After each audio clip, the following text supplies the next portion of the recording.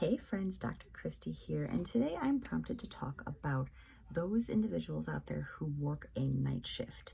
So I'm talking to all you healthcare workers out there primarily, right? Those nurses, those doctors, those people who are working, say, 3 nights a week, 7 to 7, or from 10 p.m. till 6 a.m., 5 days a week, whatever your schedule looks like to you. First off, I can share I have been there. Now, it's a long time ago, back when I was like 22, 23 years old. I spent a year working the night shift in the filling, the labeling area of Abbott Laboratories, where I would watch the manufacturing lines and the diagnostics equipment area. I would sign my name 1,000 times a day, making sure bottles weren't leaking, labels weren't on straight, and things of that nature. And I can tell you, I was 22, 23 years old, and so my body could handle that shift work at that time, but it shouldn't have. And even though I thought that I was doing perfectly well and I felt vibrant and healthy and I would still work out and I was getting my 7 hours of sleep and all the things, when I finally got off of night shift and I started going to sleep at normal human hours again and my schedule went back to that normal time, I looked back on my experience over that last year of what I felt like when I was on the night shift, and I can tell you, I don't even remember who I was. It's like a black hole of my existence that I really don't remember everything that happened.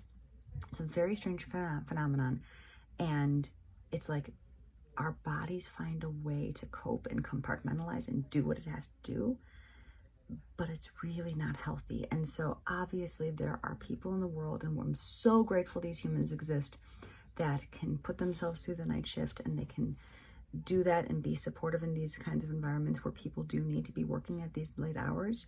However, if you're someone who is doing this kind of work, I just am here to tell you it is going to mess your body up, and I have a couple suggestions on how to support yourself through it. So first and foremost, the biggest thing that people think of, and I'm going to recommend and talk through, is this idea that your circadian rhythm is going to be backwards, right?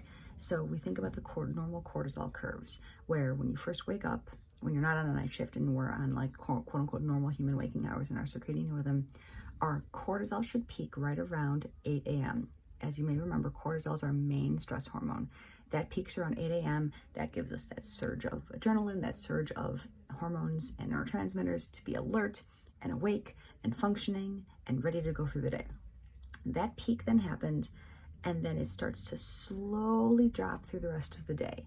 And when it drops through the rest of the day, it's usually lowest around midnight so that you can actually be sleeping, and it starts to creep up while you're sleeping, and then bing, it's at its highest peak again at 8 a.m. so that you can wake up and start your day.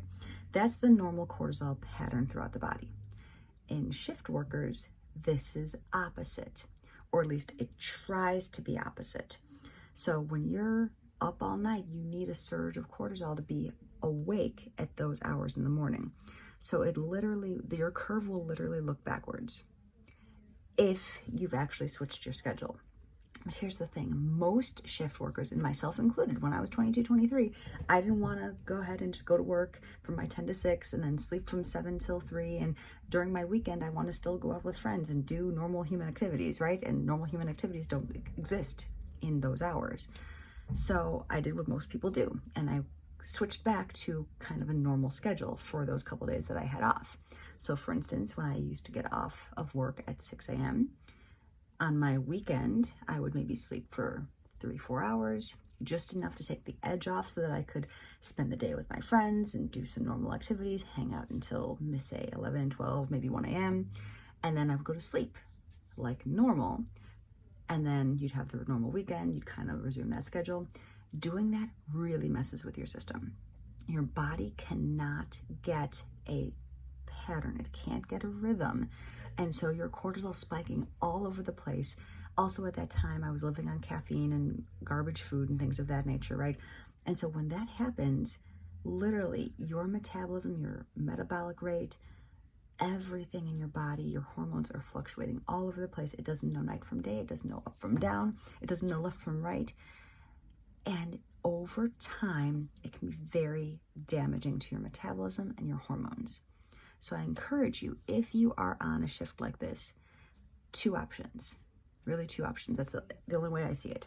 Number 1, get off the night shift and go to the day shift so that you can really encompass a normal diurnal rhythm, a normal cortisol spike and drop, and that circadian rhythm, that circadian pattern. Bring that back into your body for optimal hormonal and metabolic health. That's choice number one. Choice number two, if you're going to stay on the night shift, because sometimes like I said, we need people working those shifts in the hospitals for people who have an emergency.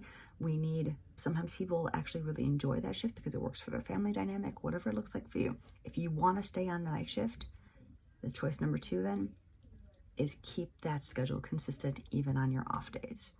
And that's one of the hardest things to do because most other people are not on that shift. However, what's best for your health then becomes staying consistent. And so your pattern will be flipped. Your cortisol, instead of spiking at 8 a.m. like everybody else's, your cortisol may spike at 8 p.m., say, and that's how you know you're ready for your day. It's going to be the exact opposite for you, but then at the very least, you have a consistent schedule and your body can adjust to its new normal instead of this constant back and forth and trying to figure out what's right and what's wrong for your body, so to speak, if that makes any sense.